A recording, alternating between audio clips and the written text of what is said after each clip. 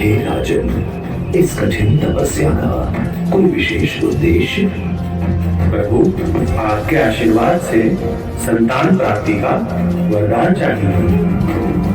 तथास्तु, किंतु दोनों में से एक पत्नी को केवल एक पुत्र की प्राप्ति होगी, जो वंश को आगे बढ़ाने में सहायक साबित होगा, तथा दूसरी पत्नी से 60,000 पुत्र उत्पन्न होंगे।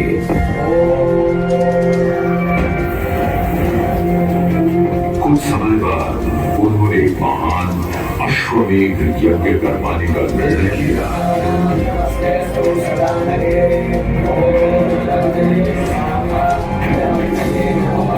यज्ञ सफलतापूर्वक बढ़ रहा था, जिसे देख इंद्रदेव काफी भयभीत हो गए।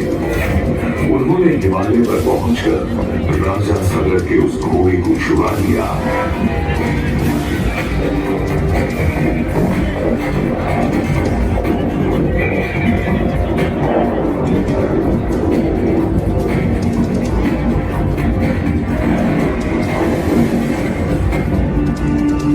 और उसे छल से महर्षि कपिल के आश्रम में बांध दिया।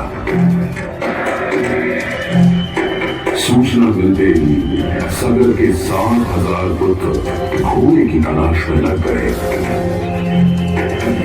जब घोड़े को खोजते खोजते वे वसुदेव कपिल के आश्रम में पहुंचे, वहां उन्होंने देखा कि कपिल मुनि आंखें बंद किए बैठे हैं और ठीक उनके पास यज्ञ का वह घोड़ा बंधा हुआ है। क्रोधित हो सभी पुत्र कपिल मुनि को घोड़े का चोर समझकर उन्हें अपशब्द कहने लगे। आंखें खुलते ही उन्होंने क्रोध में सभी राजकुमारों को अपने तेज से भस्म कर दिया। राजा सगर के पौत्र अंशुमन अपने चाचाओं को खोजते खोजते कपिल आश्रम में जा पहुंचे।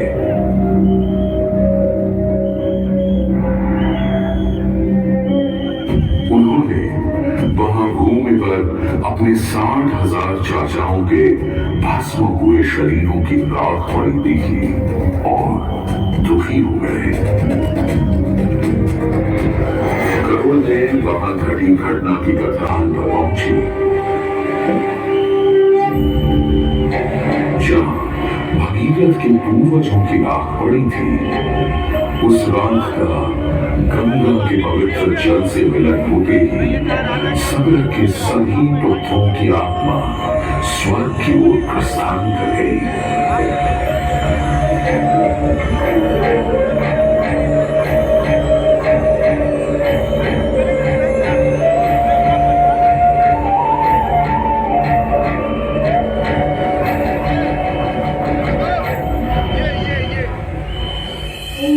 गोमुख से निकलकर गंगा, गंगोत्री, हर्षिल, रुद्रप्रयाग, कर्णप्रयाग, ऋषिकेश, हरिद्वार, गढ़मुक्तेश्वर और प्रयाग होती हुई यहाँ पहुंची है।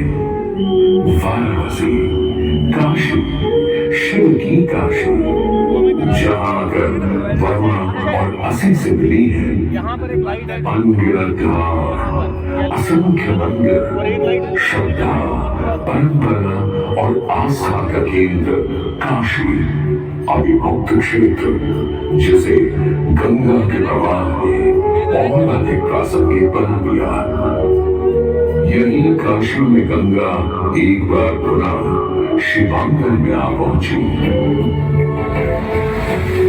मत्स्य पुराण में भगवान शिव वाराणसी का वर्णन करते हुए कहते हैं,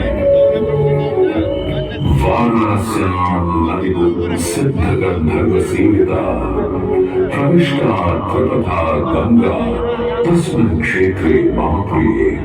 अर्थात हे प्रिय, सिद्ध गंधर्वों से सेवित वाराणसी में जहाँ पुण्य नदी त्रिपथगा गंगा बहती है, वह क्षेत्र मुझे प्रिय है।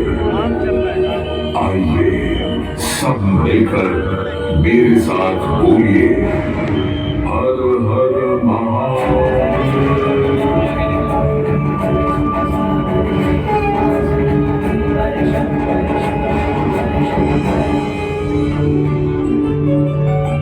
काशी के ये घाट आपको देव दीपावली की शुभकामनाएं देते हैं। यहाँ प्रज्वलित अनगिनत दियों की रोशनी सा उज्जवल रहे आपका जीवन, यही मनोकामना करते हैं। जिस पोजीशन पे आज ये है उसी पोजीशन पे ये कल रहेगी। मेरे आशीर्वाद से शीघ्र ही तुम्हारे यहाँ एक पुत्र होगा, किंतु तुम्हारी पहली इच्छा गंगा का जल प्रदान करना यह मेरे लिए कठिन कार्य है, क्योंकि गंगा भगवान विष्णु की सेवा में है। अतः तुम्हें भगवान विष्णु को प्रसन्न करके उनसे गंगा को धरती पर लाने की प्रार्थना करनी होगी।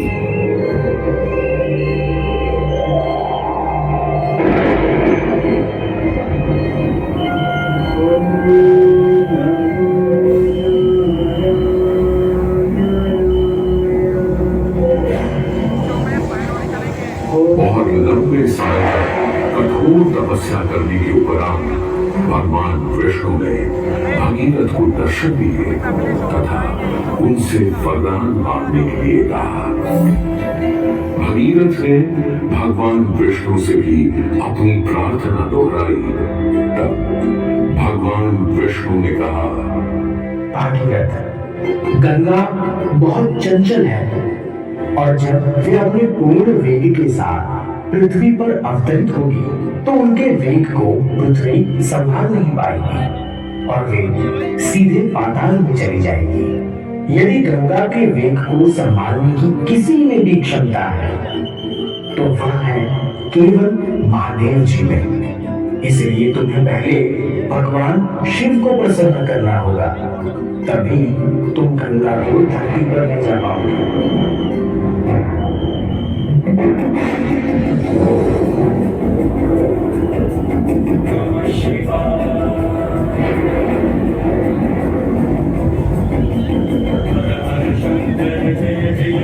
भगवान विष्णु से अनुमति मिलने के बाद भगीरथ ने महादेव जी की तपस्या की। उनकी इस कठोर तपस्या से प्रसन्न होकर महादेव जी ने उन्हें दर्शन दिए और बोले, हे परम भक्त, तुम्हारी भक्ति से मैं अत्यंत प्रसन्न हुआ। मैं अवश्य तुम्हारी मनोकामना को पूरा करूंगा, जिसके लिए मैं अपने मस्तक पर गंगा जी को धारण करूंगा। भगवान विष्णु ने गंगा से कहा, मृत्युलोक के कल्याण के लिए गंगा को धरती पर जाना ही होगा। वहां के जीव उनके जल का स्पर्श पाकर पाप उनसे गंगा को धरती पर लाने की प्रार्थना करनी होगी।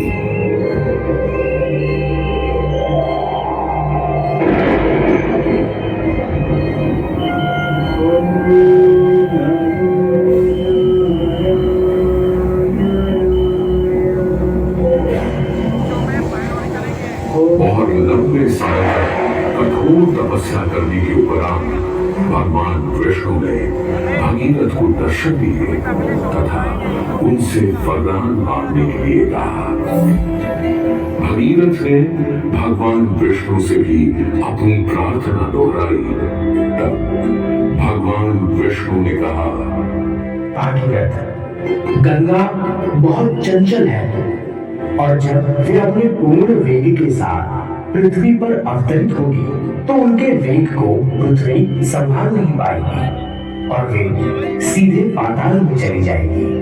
यदि गंगा के वेग को संभालने की किसी में भी क्षमता है तो वह है केवल महादेव जी में। इसलिए तुम्हें पहले भगवान शिव को प्रसन्न करना होगा, तभी तुम गंगा को धरती पर ले जा पाओगे।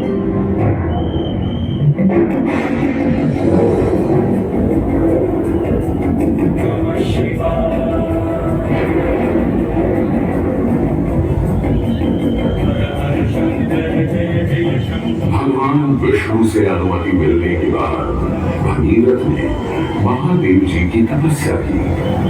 उनकी इस कठोर तपस्या से प्रसन्न होकर महादेव जी ने उन्हें दर्शन दिए और बोले, हे परम भक्त, तुम्हारी भक्ति से मैं अत्यंत प्रसन्न हुआ। मैं अवश्य तुम्हारी मनोकामना को पूरा करूंगा, जिसके लिए मैं अपने मस्तक पर गंगा जी को धारण करूंगा।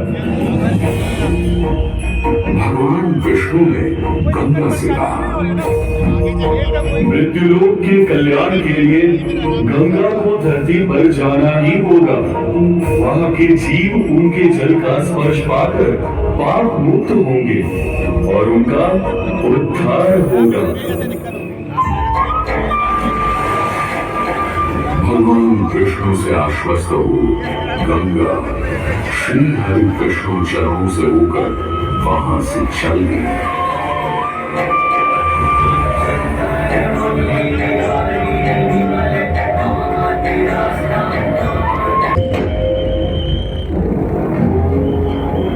राजा सगर, राजा अंशुमन, उसके उपरांत उनके पुत्र दिलीप ने गंगा को पृथ्वी पर लाने का पूर्ण प्रयास किया, किंतु सफल नहीं हुए। दिलीप के बाद भगीरथ ने भी गंगा तपस्या का निर्णय किया। भगीरथ की कठोर तपस्या से आखिरकार भगवान ब्रह्मा प्रसन्न होकर उनके सामने प्रकट हुए और मनोवांछित फल मांगने के लिए कहा। हे प्रभु, आपके दर्शन से मैं अत्यंत प्रसन्न हूँ। कृपया सगर के पुत्रों के उद्धार के लिए मुझे गंगा का जल प्रदान करें तथा संतान भी दें, ताकि इक्ष्वाकु वंश नष्ट न हो जाए। हे वत्स, मेरे आशीर्वाद से शीघ्र ही तुम्हारे यहाँ एक पुत्र होगा, किंतु तुम्हारी पहली इच्छा गंगा का जल प्रदान करना, यह मेरे लिए कठिन कार्य है, क्योंकि गंगा भगवान विष्णु की सेवा में है। अतः तुम्हें भगवान विष्णु को प्रसन्न करके उनसे गंगा को धरती पर लाने की प्रार्थना करनी होगी।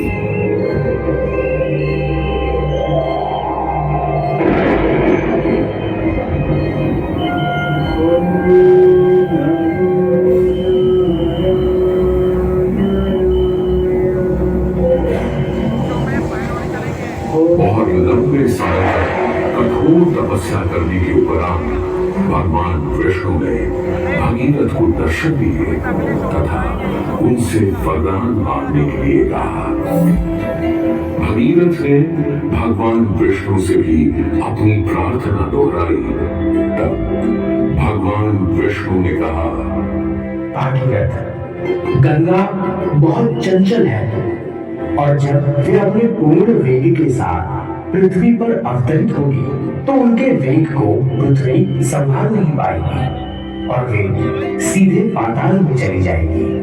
यदि गंगा के वेग को संभालने की किसी में भी क्षमता है तो वह है केवल महादेव जी में। इसलिए तुम्हें पहले भगवान शिव को प्रसन्न करना होगा, तभी तुम गंगा को धरती पर ले जा पाओगे।